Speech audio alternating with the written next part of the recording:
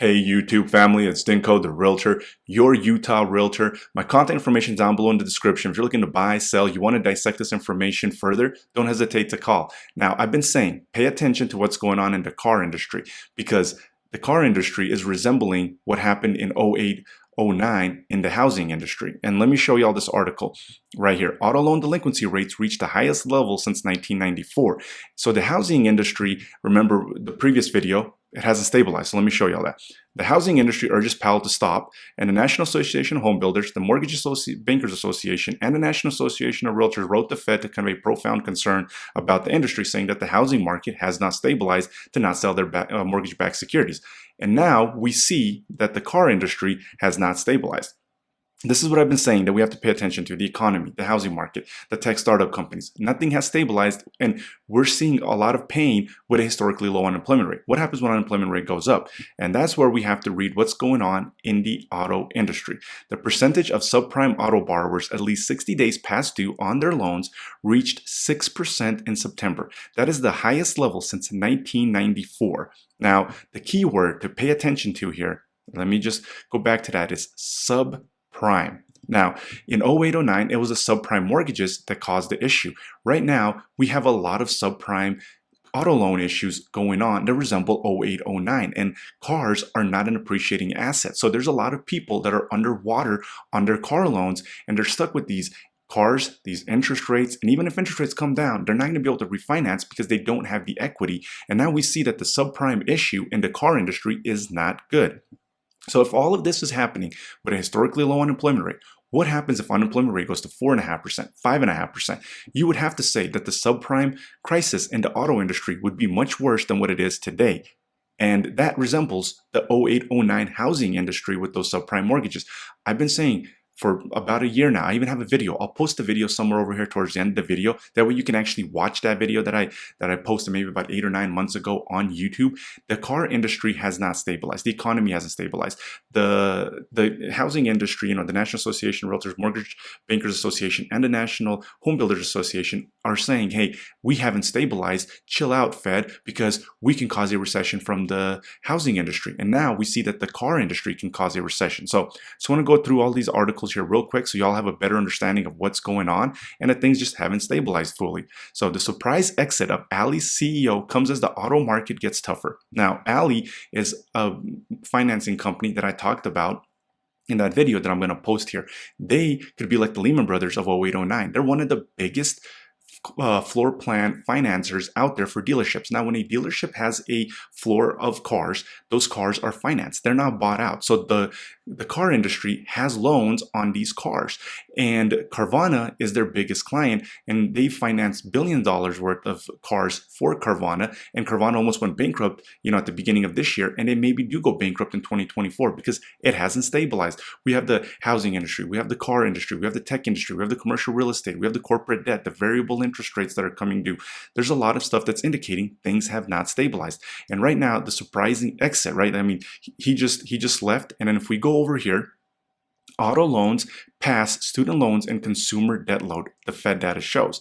And this is the most important part right here. Auto loan delinquencies are on the rise, and more consumers could fall behind if unemployment increases. And remember, the Fed said that they do see unemployment increasing, and that unemployment has to increase in order for them to really, truly tame inflation. And this is what I've been saying. The Fed is stuck between a rock and a hard place. The economy is stuck between a rock and a hard place, and nothing has settled. So how can we say that the housing market has settled when even the National Association of Home Builders, the Mortgage Bankers Association, and the National Association of Realtors wrote concerns to the Fed? So they're saying, hey, things are not stabilized. And then we see that things are just, becoming bigger and bigger issues. And we dissected this earlier. The percentage of subprime auto borrowers are at least 60 days past due. This is with a historically low unemployment rate.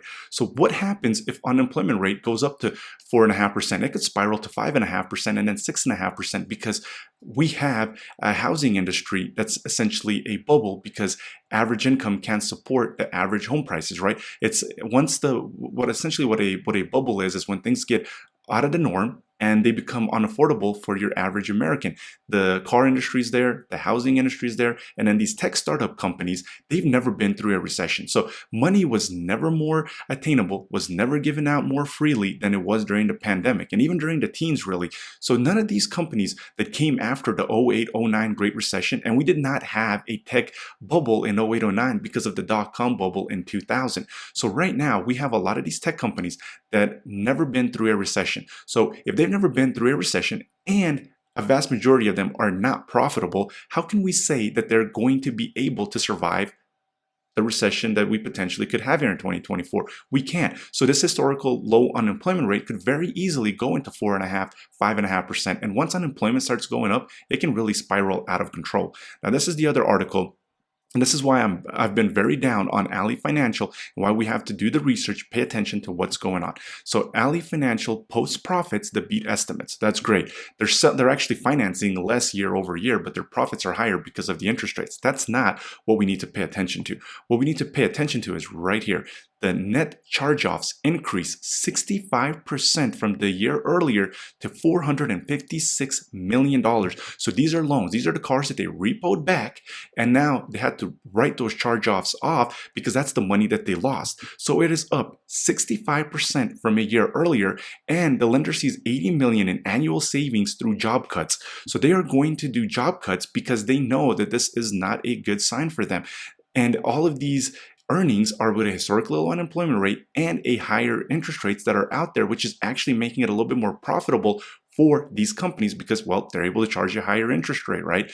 Now, the thing is Ally Financial they're one of the biggest floor plan financiers for the dealerships. And remember, I was saying Carvana is one of their biggest clients. So, and maybe their biggest client. If Carvana goes down, what's going to happen to Ally Financial? And if we see, these subprime car loans resemble the 08-09 subprime mortgages, if unemployment goes up and, you have just millions and millions of people walking away from their cars, and it's much easier to walk away from your car than it is from your house. That's also another thing that people don't understand. So yes, the car industry is a smaller sector of the economy compared to the housing industry. However, it's easier to walk away from it, and people get in a car accident, things happen, and they might be underwater on these cars, and they have no other thing to do than walk away from that car loan, and they might just go and buy one for cash for a couple of $1,000s so they can get to and from work and feed the family.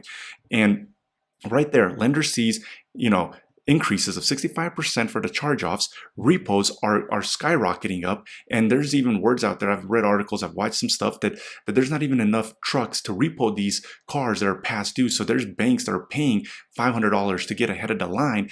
Wells Fargo was doing, I read this article, they're paying about $500 so that they can get ahead of that line for those repos because the repos are so backed up. So there's a backlog with a historically low unemployment rate. So keep in mind that the housing industry right here is saying, well, what's going on right here? There we go. The housing industry is saying, hey, we're not stable. Mr. Powell, please stop. But yet you hear people in the industry. You got to keep in mind, where are these, where's this information coming from? These resources are, if it's somebody that's directly related into the car industry, into the housing industry, into the building industry, into the lending industry, into the corporate commercial, of course they're going to say things look good because their livelihood depends on it. Make sure that you're paying attention to where these resources are coming from that are saying that things are good, and read between the lines. That's why you have to subscribe to Dinko the Realtor, smash that like button, and these videos are going to keep coming, and I'll keep you up to date with what's going on in the economy and the housing market.